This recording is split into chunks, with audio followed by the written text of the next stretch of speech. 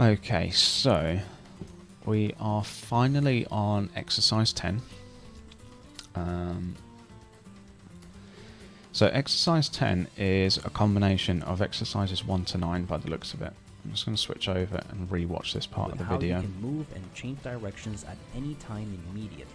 The next exercise is to now practice everything we went through all at once, and try your best for as long as possible to never miss input, to gain full control over your movement and spacing at the same time as being able to choose what buffered aerial you want to do at any time, and fast fall at any time if needed. Okay, so I have made a quick note of this, is to practice all of the above and to do everything, so to try and do nothing accidentally. Exercises 1, 2, 3 are sort of the movement exercises. I'm just going to switch over back to Smash Bros. So they're sort of short hopping in place and fast falling, and then after that short hopping across the stage like so, and then doing the sort of micro movements and adding in the fast fall like you see here. Exercise 4 onwards starts to introduce attacks, so that's buffered aerials like so, and adding in the fast falls as is comfortable. Landing aerials, I believe, are part of exercise 4 also, so like so. Those need to be timed with the C stick so that you don't move too far in one direction. And then exercise 5 is pretty interesting. It's starting at one end of the stage and then jumping across the stage while doing an aerial in the opposite direction. So if I'm jumping backwards, I want to be doing a forward aerial like so. So I can go from one end of the stage to the other and then stay facing the same direction, because I'm then going to do the same and do back airs.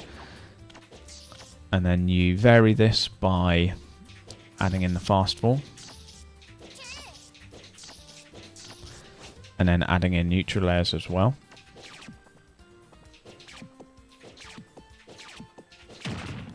And then also doing the micro spacing that I mentioned just a moment ago. So that's exercise 6, where I want to be moving towards Mario as slowly as possible, basically.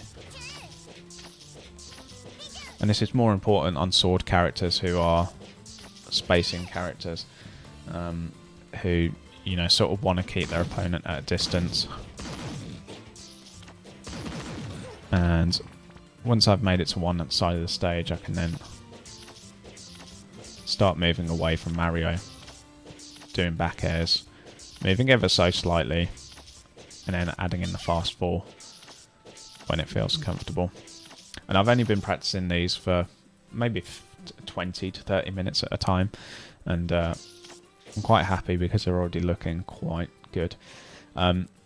Exercise 7 is pretty interesting, and I practiced this using Lucina.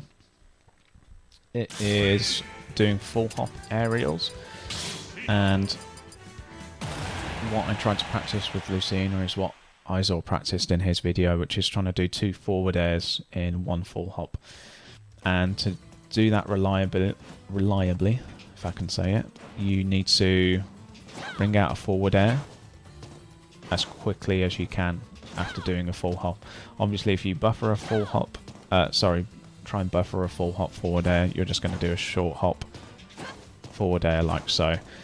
So on a full hop, bring out a forward air and then add in a second aerial as well, which in this case will be another forward air. So I haven't been practicing this for too long, so I'm going to try and do it now.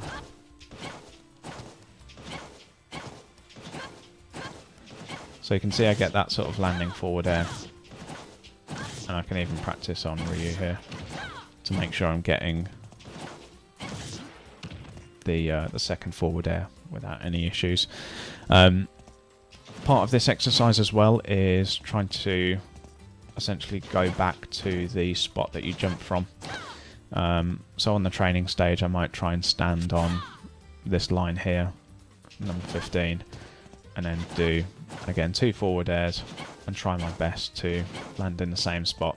Definitely needs a bit more practice, but that's okay. So exercise 8 is pretty interesting as well. It's basically turning to the left and right, like so, without moving too much. So you can see I'm accidentally dashing there. And again, I've only just practiced this on stream, so a bit rusty at the moment. But I'm moving to the left and right and trying to get it as quickly and as smoothly as possible without dashing like that. Once I've got that down, I then want to try and turn around and jab, like so.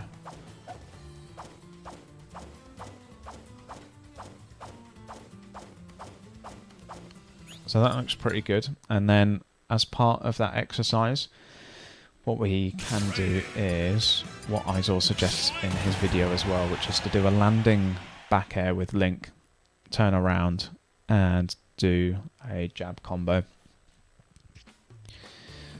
So if I do a short hop back air, do a short hop landing back air, I'll only get the first kick of his back air out.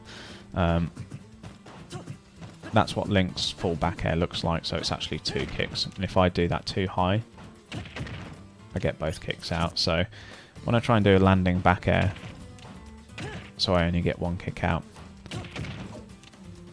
And then after I do a landing back air, I want to turn around and do Link's jab string, like so. And then what I can do as well is practice this from the other direction. And also trying to practice it as, you know, turning around as quickly as possible. Like, that was a pretty good one. And again, that was pretty good as well. So I've just practiced this, so I am pretty fresh, but I think the point of these exercises is to get them where you're completely comfortable with them. Now, exercise 9 is pretty cool. It's basically just dashing, but what I found useful was going onto this training stage and just trying to stay between the 0 and the 5 line and dashing without getting the turnaround animation and trying to change direction as quickly as possible. So Link's turnaround animation is actually really obvious. He does that sort of slow motion swing when he changes direction, and that's what you want to avoid. What you can then do is make the distances longer and make the distances shorter as well. So I can do something that looks like this, maybe try and stay in between the 0 and the 5, just doing a couple of dash dance strings and then doing something longer, you know, approaching the CPU.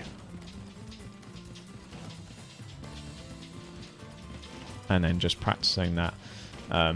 Seems to be really good for mixing up things and keeping the opponent guessing, from what I can tell. I mean, I'm a pretty new player, so there might be other applications.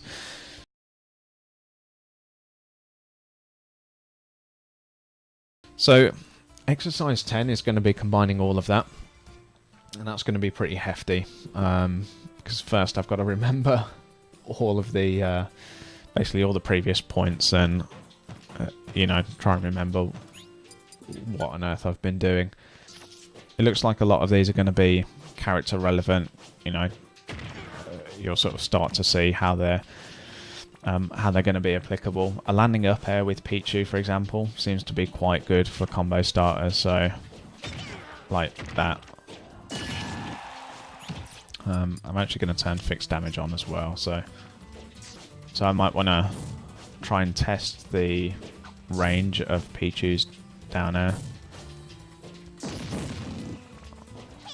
And then if I do a fast fall down air pretty close to Little Mac. You do have to be quite close by the looks of it.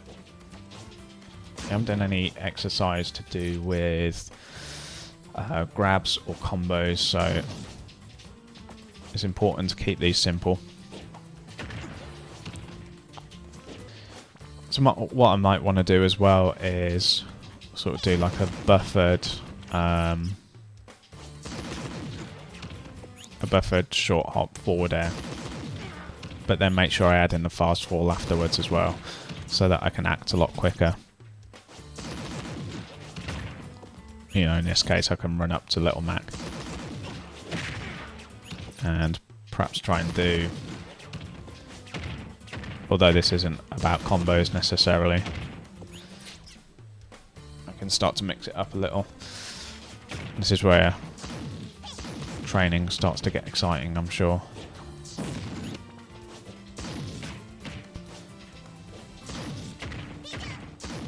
So something like that is pretty cool.